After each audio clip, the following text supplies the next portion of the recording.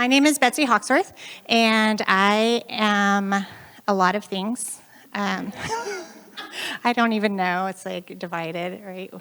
Who am I in what group? I have 7 children. I can't remember anything else because I have 7 children. I need to pick somebody up. I have a huge red 15-passenger van. His name is Clifford, the big red van. I was a teacher for 17 and a half years in early childhood settings in different places. Those are my favorite people, the little ones, and I always wanted the ones who struggled and who didn't quite fit and who were just having a really, really hard time. And years and years and years ago, a mom came in and she introduced me to sensory processing disorder. She said, "This is my little boy. He has sensory processing disorder. I really would like you to learn about it." And I did, and I was just fascinated. And it made all these things make sense in the world. And so that was 20 years ago. So things were pretty early then, and even just working with those kinds of kids. And so I'm so thankful to this day for that mom and the opportunity to have her son. And the lens shift that really started to give me. I then was blessed with my own SPD kid. So it's been fun on the parent side, and it was very humbling. All the years I did this as a teacher, and I'm like, oh, well, this is all you do. And I'm like, that doesn't happen at home. Like, oh my gosh, there's no way. Like, I cannot make the environment successful for him when I have 4 other kids around. And, you know, it was just, it was hard. It was a lot of learning. I had a lot of support. And then my husband and I became foster parents several years ago. And then I left teaching and became a full-time foster parent for special needs, high trauma, younger kids. That's what I specialize in. I love large sibling groups because I had my first 5 and 6 years. They're now 15 to 21. And then we just adopted a 4 and 5-year-old. In January, finalized that. They've been with us for over 3 years. So we've had about 27 different kids through our home. And I learned about TBRI, which I'll tell you guys about in the big thing, as part of this journey. And it took all of the things that I had learned in my lens shift with my sensory processing kids and all the things I learned as a teacher about really seeing children well and teaching children and not curriculum, or teaching children and not subjects, and those things that I really had learned well over a lot of years, and gave me the extra trauma lens on top, so that I really felt like now I'm equipped to do this, because behaviors don't look like other things. Who do we have in here? Like, what kinds of groups do we have? Just so I can, like, tailor how I talk. Teachers, I saw an LCPS tag. Yeah, school psychologist. Okay, school psych, all right. I thought about that. What? School social workers. Okay, so school people. Who else? Child welfare, okay. Do we have any juvenile justice people in here? Dang it, I love them. I'm like trying to get them because they need, right? They avoid all the coming and looking at your own stuff. Okay, so this is one little piece of TBRI that became really important to me that I didn't understand before I started. When we go through the TBRI presentation, there's one big, huge part of that, which is what they call mindfulness. And really what they call mindfulness is you understanding what you are bringing into the equation, what you are bringing into your job, what you are bringing into your relationships with your spouses, with your kids, what you are bringing in with your kids, your children every time that you see them. And with everyone you come into contact, we are bringing all of our experience and all of our history. And we cannot take people to a place that we have not been. You cannot take people on a healing journey if you have not been on that journey yourself. And there are so many things that we have and we experience that I didn't realize were completely getting in the way of what I wanted to do with the kids coming into my home. and what my expectations were and what my lens was, that were all from my own history. And so we've been looking at that, and I've been learning those things I'm more sensitive to, things I'm not. Why is it that some people, like the eye roll, like gets you, right? And other people are like, oh, whatever, I don't care about the eye roll. Like there's some, like you get these things, like for me, like the squishy water bottle noise, like I just heard somebody like squish a water bottle. That one makes me go, like my kids all have learned. I've gotten better, but it used to just set me on edge. I don't know why, but like my kids all learn. They're like, Mom, I'm squishing a water bottle. And they like have to say it. And then in my classroom, my kids, it became a big joke. They did it all the time, right? Because they'd be like, I'm squishing a water bottle. But they all just had to warn me. As long as they warned me, then I'd be like, otherwise I brought my angry eyes just in case. And then your crazy teacher comes and we don't want the crazy teacher. So, this little girl, isn't she just precious? Like this, I could just look at this slide for forever. I want this on my wall.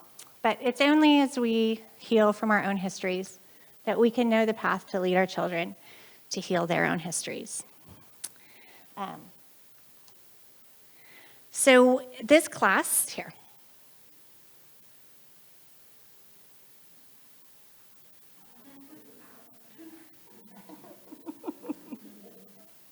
Okay. These are just some handouts about these two classes. These are two classes that, that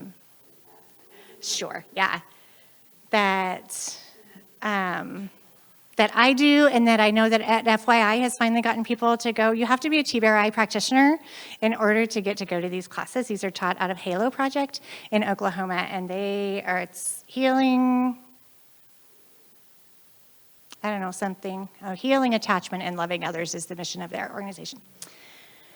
So they've developed this curriculum, and this curriculum is an 8-week program on making sense of your worth and how all of our experiences in our past affect how we view ourselves and how we view everyone else around us, and it affects our interactions and everything that we do on our lives.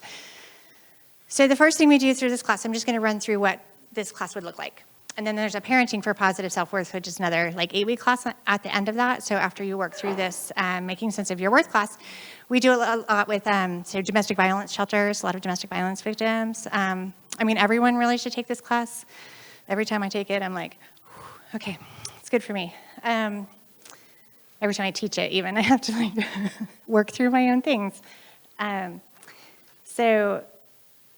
But we have a domestic violence version that's a little bit different. We have a version for teens, and we have one for tweens, actually, also. So 10 and up, kind of, we can fit into groups to take this class. And then there's a parenting for positive self-worth class, which is an applied TBRI, which I'm going to tell you in there, for like bio parents. So a lot of the TBRI principles are for people that are substitute caregivers, the principles go across the board, but a lot of the trainings that I have are for substitute caregivers or professionals working with children who are, people who are not the bio parent, people who are dealing with the aftermath of what has happened with them, and from that perspective, and coming in to heal from the outside without knowing all those things. And then this parenting for positive self-worth is for bio parents. So they work on their own healing. They come through this 8-week session, working on their own path, and then we learn, how do we apply that for our kids? How do we give our kids? We can't give what we don't have. So how can we give these parents these things that they need to give their kids? It's not just about having their home safe. They need so much more than that. We don't just need to make sure that they, got a car seat this time. Like, that wasn't the problem, really, if we're gonna really look at how we value our children and what does that look like and what does that mean, and how do we pass on things to our kids so they don't make the same choices and choose violent relationships. How do we teach them to overcome and not continue in these same cycles? So the parents have to heal, they have to see those things, and then we need to give them tools that they can practice and they can move forward and they can do those and change their children's trajectories. So that's what these two classes are. So we start at the beginning with a self-worth overview. Does anybody want to give a stab at what self-worth means? What we're defining this as? Anyone? If y'all were 4, you would all have your hands up. You would have no idea why, but you would have your hands up. That's because we're afraid of being wrong. It's okay, right? This is our problem, right? Nobody wants to be wrong. Nobody wants to be noticed. This is all, you guys all have an issue with self-worth. I'm just kidding. So we're going to talk about the difference between self-worth and self-esteem. Self-worth is who you are, regardless of anything around you, regardless of what you do. Self-esteem is based on your works and your performance, right? And you feel bad because you didn't do well on a test. But are you still okay and valuable as a person? Or are you worthless now because of your action? Does that make sense? So we're separating our work, our self-esteem, which, we can feel terrible about those things, or we can feel great because we run the soccer game, but that's not where our value is, right? And if we're putting our value in our work and in our product, then every time that it fails, that's us, not just this thing. And we have to learn to separate the two.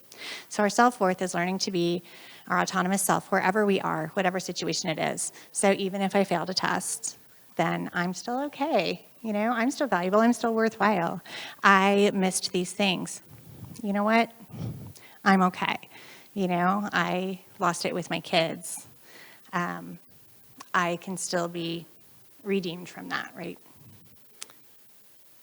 So that's the first part, is that we tackle self-esteem and self-worth. And what's the difference between those? Because we need to be okay wherever we are, regardless of our circumstances. And that's a hard skill. Hard skill to have and hard to gain. So we're going to define self-worth as understanding that you are worthy of being seen, you are worthy of being heard, and you are worthy of being valued. I guarantee you most of the people that you work with and that you come across do not feel seen, they don't feel heard, and they don't feel valued. And everything that they've heard and done through their lives has told them the opposite of these things. If I'm seen, it's bad. I might get hurt, right? I try to not be seen.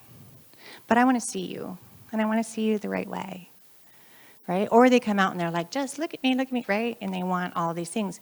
We want to be seen. And I want to be really seen for who I am. And everyone wants to be heard. I need to know that my voice is valuable, that your voice matters, that what you have to say, I will listen to you. Safe people will listen to you. Not everyone's going to listen to you, but safe people will listen to you because we value you and we know that you're important, and learning how to figure out who those people are in your life and having them, that's later. So you are worthy of being seen, you are worthy of being heard, and you are worthy of being valued. And that's part of our self-worth. And we need to give that to other people. I mean, we can just see this on a huge global scale when we was watching these riots going on and all of these things. What happens when people don't feel seen or heard, right? Our behaviors happen, right? I'm just looking at the kids in my classroom. When I didn't hear what happened, and he says, my little one right now, my little 4.5-year-old there, so these developmentally delayed little dudes, and they're cute, which saves them, right? But if he comes up and he says, if I'm talking to someone else, there's no way. He can't tolerate divided attention at all. But if he comes up and he says, Mom, and I don't hear him the first time and I don't acknowledge that scene, he's done. He just loses it. He has had a history where he was left in his crib and he was left to die. He was not seen, he was not heard, he was not valued. And he's very sensitive to that. And that's a big deal for him. And he doesn't remember that, but his body sure remembers that. And you don't come when that baby cries. That baby quit crying. When he came to me, he was a completely silent baby. So we need to make sure that he is seen, he's heard, and he's valued. And he might need to wait, right? He learns to wait, but I make that contact and I'm like, I see you. I will hear you in a minute. And he needs that. And then I will. And he's valuable because I looked at him. I made eye contact. He's important to me. And he's got to know that. And we have to know that. If we don't feel this, we can't give it. And if our parents don't feel this, they can't give that to their kids. Then we move into learning how to identify needs and then lies that we believe about ourselves. So, needs. Okay. What do all humans need to be healthy mentally, physically, emotionally, and spiritually? What do we need? Anything. We need water. Okay, basic needs. Yeah. If we just have shelter, food, water, we're good, right? Is that all we need? No, we need love, right? Okay. Belonging? Yeah, we need to be belonging. We need to be connected to people. We need connection. As humans, we are biologically wired for that, and we have to have that. What else might we need? We probably need exercise, right? Yeah. We need to understand a lot of things about our bodies and about ourselves, right? We have to know when we're hungry in order to get food. We have to know a lot of things about ourselves. We have to be in tune with our bodies. We have to know when we need to go to the bathroom, because if you don't, it's hard for our little kidlets, And our kids who have been through trauma get really disconnected from their bodies. This is an aside. And they often don't know. They have separated themselves from their bodies because their bodies are painful. Their interoception, which is one of our not 5 senses, we actually have 8, but your interoception, which is how you know what's going on inside your body, often turns off and gets disconnected in our kids from hard places because they can't handle the hunger feeling. So they've turned that off. So they don't know when they have a headache. They don't know when they have things. They don't know when they need to go to the bathroom. They have accidents because their body is not listening to itself. When it listens to itself, it's too hard. There's too much pain and it hurts too much, so they'll just separate from that. So we have to teach them to reintegrate all of that when it's safe and where it's there, and that it's okay to do that as part of their reintegration. So these are all things that we need. So there's a lot of stuff. We also need self-worth, don't we? If we don't feel like we are seen, heard, and valued, we will not live very well. We don't make choices that will help us to thrive. And we can see that, right? And all the people, you can think of your people in your head. Like if your teacher's like, you've got that kid, that you're thinking of. I always have that one. But we need to make sure that we have those things too. Yeah. I wonder, as I'm looking at those and it says put them in order from most important to least. If I had a whiteboard in the class, I'd have a whiteboard. Yeah. I'd write all the things. And I would make you guys give me 45 things. At different times in my life, that order has changed. And I think that sometimes, especially being in a school, we think that we know the order for children and teachers. And I think it's really important for maybe let people put that in order for themselves, maybe students, because maybe they're not, health isn't important at that moment, but they need somebody emotionally. So I just wanted to. No, you are exactly right, right? So nobody wants COVID, right? But there are times when connection for me was more important than that. I need people and humans in contact, and I need to be seen, heard, and valued more than I need to not get sick or die. Seriously, I would rather have those connections and then die than live my life without that. That's me. You can make your own choices. You can put your own things in place, but what about our kids? What do our kids value? Are they really valuing that kind of safety more? Is that more important to them? Are we telling them that these, I'm sorry, I won't get on my soapbox, that these things are more important than your connection and your emotional development? We think that they need to eat. So we're just, I won't get started on the way we feed children. The way we feed them is not seen, heard, and valued. So, your perception. When I've noticed when I give students a survey, and then I give parents a survey, so what the parents say the student needs versus what the student says they need is completely different. Yeah. So we don't listen to them enough. We just say, oh, well, the parent says they need this, and it's the student. I think it's just individualized completely. It is. Oh, it's completely individualized. It is completely. Yeah. No, but well, however we do things, we need to make sure that we're doing it with the utmost care and not just, so we're not removing value from a service we're providing. So when we're feeding children, we're feeding souls. We are feeding them on a lot of levels. Or are we? are we just saying, you need food and you don't need anything else that comes with it? Food is a method of connection. Food is the very act of feeding people is powerful. And then we have them go walk through a line and sit there, right, alone and silent. Put those things in your mouth. I'm sorry, this is not about that class. I will go on. You can come for my next soapbox. Thanks. And I don't have the answers for how to do it better, but if we're aware of these things and we try to make connections as we're doing our things as we go throughout the day, like that's what matters. When we realize that, oh, we're just dismissing so many things to get it done, then we're missing the whole benefit of it. So this is how we would gain positive self-worth. So just like we have steps to work through our grief cycle, right? And we work through grief. We have the same kinds of things. First, we have to make sense of the past and meeting our needs. So when we're defining what our needs are, that usually has to do with our past experiences, the things that were important to us or the things that were not, right? And there might be things that you never got that are super important to you, or that you never even occurred to you because you never had them. And you're like, I don't need that. What is that? And somebody else might think, that's the most important thing that I ever have to have. So that's all part of our past, right? And that's going to change how we prioritize what we do with our kids.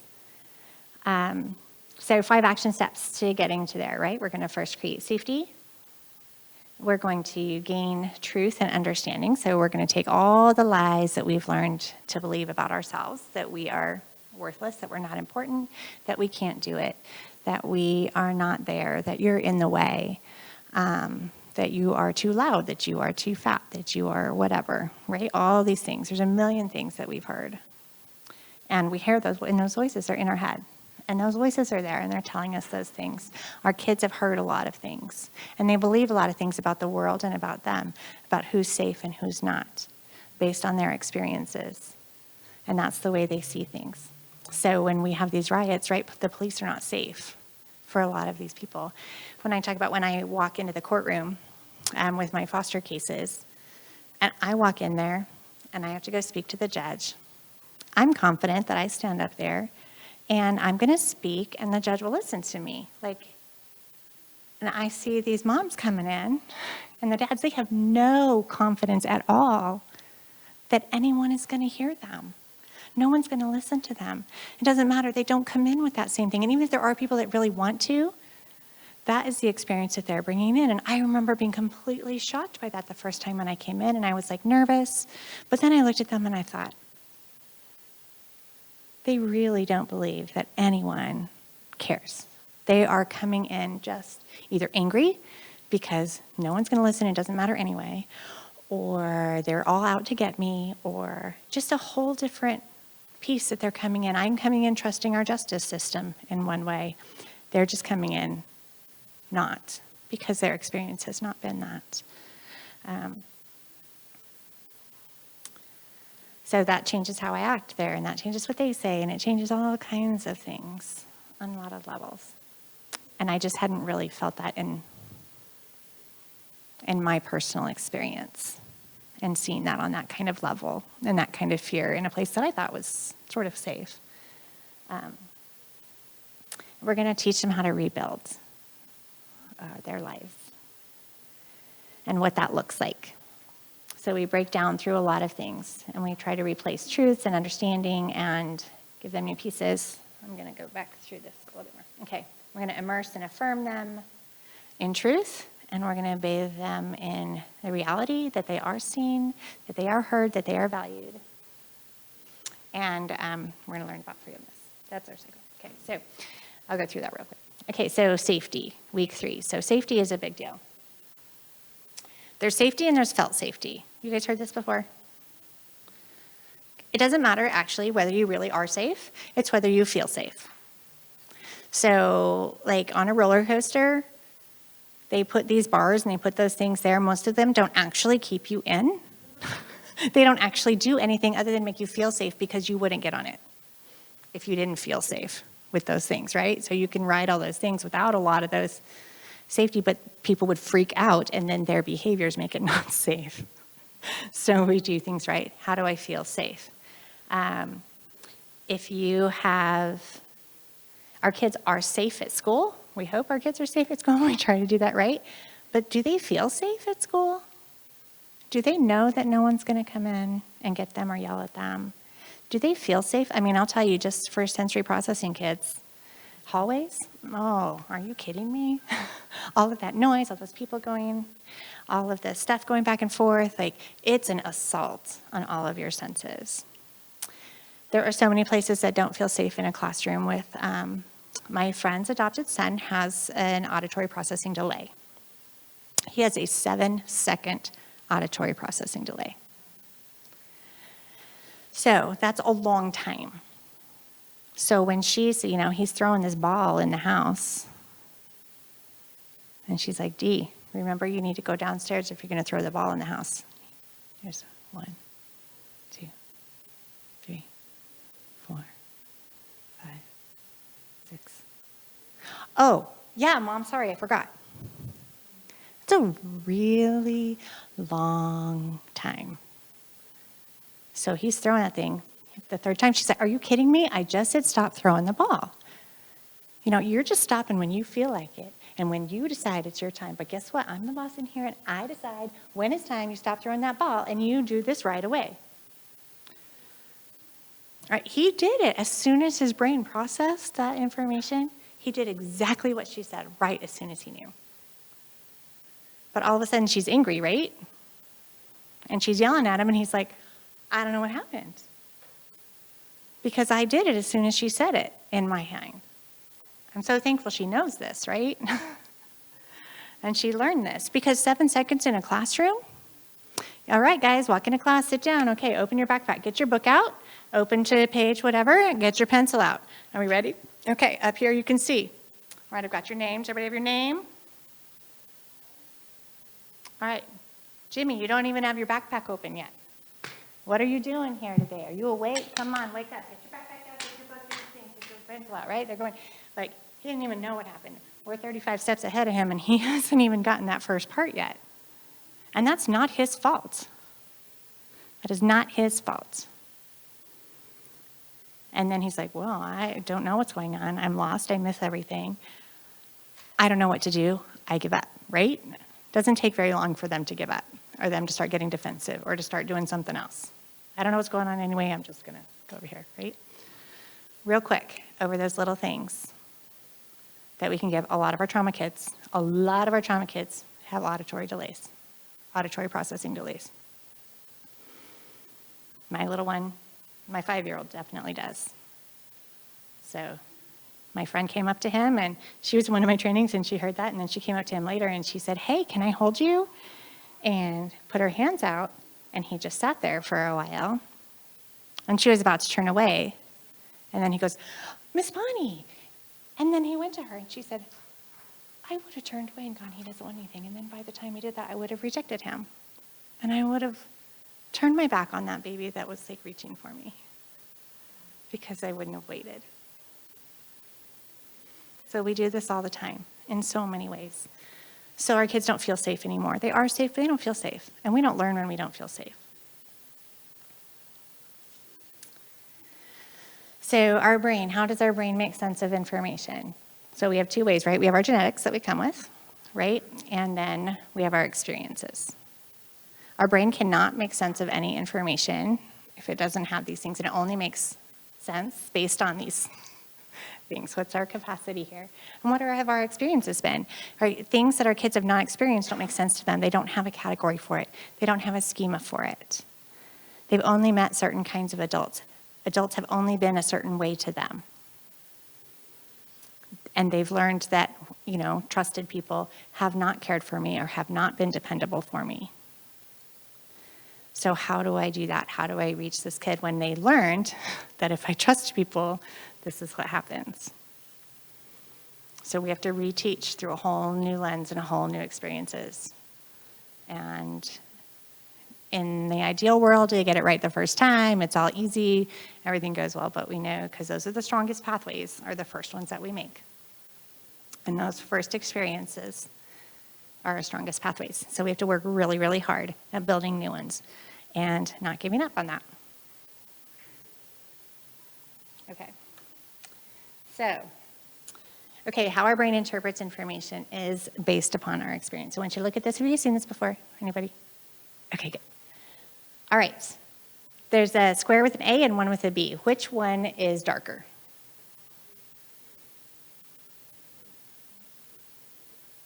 A? And raise your hand if you say A. Oh, look, this side's awake more than that one. Okay. They are actually the same color. Let me go back.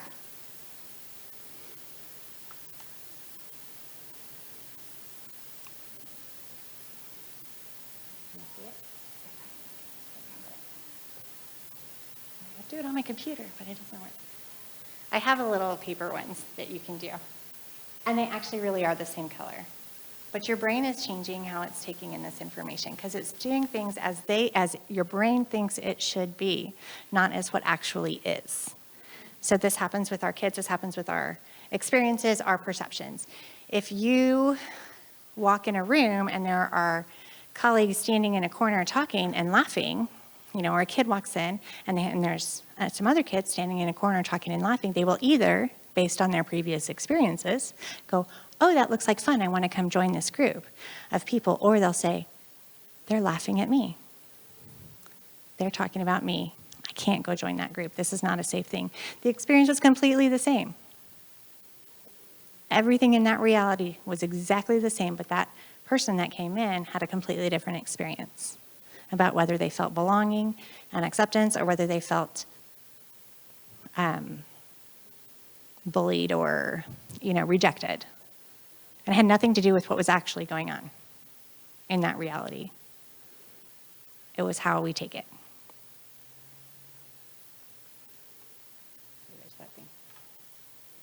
So your brain takes things in as facts that really are not actually there because our perception is different. Everyone that comes in has a different perception. Okay. I guess I have to hurry. I could just keep people forever. Usually I do trainings that are full days, so I get to do all day long, and I love it. Okay. Week 4, truth and understanding. So we learn about lies that we believed about ourselves and where those came from. And we learn truths, what is actually true when we walk in that room, what is really going on. How do we look at that? How do we come through and see what's actually true there, and learning that and reshaping our brains. And we learn about power and control games, which is really, really serious with, particularly with our domestic violence victims and anyone who has been in an abusive relationship. I was even with one at a job, at a work environment, and it almost destroyed me as a person, being in that kind of an abusive work environment, when suddenly everyone avoids you in the hallway. Somebody's telling different things and manipulating situations around and doing all of these kinds of things that just make you think that you're crazy. Am I imagining this? Is this really what's going on? And then one person, oh, no, you're this. And then they go back over here and do these things. And then it just warps your world. And there are people that are really, really good at this. And we get taken in by it. Because I don't get up every day in the morning and say, I want to go out of my way and see what I can do to people today to control them and manipulate them. That's not my schema, right? But our kids come from a lot of these situations. And they turn into master manipulators. And they learn how to do all of these things. And they know how to do it, and it's really, really hard. So we have to learn how to understand those and see it. We talk about relationship red flags. This is really important with our teens and our tweens. Well, actually, all of us, right? How do we avoid these relationships? What does a good relationship look like, and what does a bad one look like for a friendship or, any kind of relationship? What do we look for? What are red flags we have? Then we start rebuilding. So we look at our lies and then the behaviors that come from those lies. So Because I walked into that room, as people were talking, the lie that I believed about myself was that they're laughing at me, that I'm not worthy of being in their group, that this is something wrong with me, and that all of those things are there. Those are lies about me that are not actually true. How does that change my behavior? That means then in that situation, I'm not going to go over there, right? I'm going to come over here and I'm going to go by myself, or I'm going to find a different crowd who will take me and makes me seen, heard, and valued, right? All of our kids, they find someone. If it's not, if it's not us, who's going to value them? There are a lot of people out there who will take our kids in a wrong way. Our school shooters and all of those have found a community where they were seen, heard, and valued because they did not feel that in their community, and they found it elsewhere, and it really radicalized them and made them do horrendous things, do these behaviors because of what they believed about themselves. Because everything we believe about ourselves affects all of our behaviors, how we come to work, how we do everything, how we approach everything in our lives. Ooh. All right. But we always want to make sure that there's no guilt in any situations, because you don't know what you don't know until you know it. So I learned a lot about these trauma kids, and I looked back at kids I taught through all these years, and I thought, oof, man, what did I do wrong for these babies that I thought I was doing right? And I didn't. Like, what did I do? But you know what? I can't live in guilt about those things because I didn't know. And you don't know what you don't know until you know it. And then it takes time to change once you do know these things. So we can't have guilt about how we parented in the past or things that we did before we knew, because we can't change that. But now we know, and now we move forward. And that whole thing, that's hard. Just that whole part is hard for me whenever I learn things, and I'm like, oh, maybe you guys are stronger than I am, because you're just looking at me like, it's only you, lady. All right. But that's okay, because I have this new self-worth, and I can stand here and be okay with you guys. Rebuilding boundaries, relearn how to set healthy boundaries. What do healthy boundaries look like in friendships? What do healthy boundaries look like in relationships?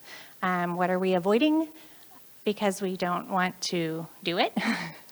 Or what's actually a healthy boundary that we're putting there in relationships? What do we need? How do we get those needs met in the right way? And then we end with affirmation and forgiveness.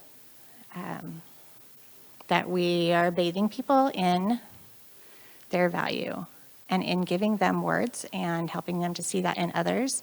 And these are group classes that we do, so they're learning to tell each other valuable things about each other and to see that in and share that with themselves, so that we learn to not just see ourselves, but to see the beauty in other people. And this is one thing that I love. When you forgive, which is really hard, but we have to get there, right? If I let people have that hold on me, then I'm never okay. But when you forgive, you don't change the past at all, but I change the future, and I change it for me. I change the hold that had on me, and I change what I do going forward and how I give that healing. Because like we said with our kids, we can't give them what we don't have. We can't take our kids on a healing journey that comes all the way through there if we haven't been on that. And that's kind of the end of that. So the parenting class, I won't go through all that. But it's another 8 weeks of then taking all of those things that we learned about ourselves, and we're going to apply them with our kids. So we are going to not have time to do everything. But, this is a big deal. What happened if you didn't get that kind of caregiving? How can you give that if you didn't have it, right? We have to teach all these things, all the skills and all the value that come from underneath, how to see their children in the appropriate light. How do we hold them as precious babies, right? No matter how old they are. Okay, so I think we'll stop. If you guys have any questions or anything, sorry, it feels like a really Debbie Downer topic group right after lunch. We're like, yes, we're all a mess, so you're good. Okay. Does anybody have questions, anything? No? Are you all just asleep or like feeling like crap? So we can help you work through it. There's a lot of mental health professionals out there. Got another peek, and you're there again. All right. So I think you were supposed to be down, so should we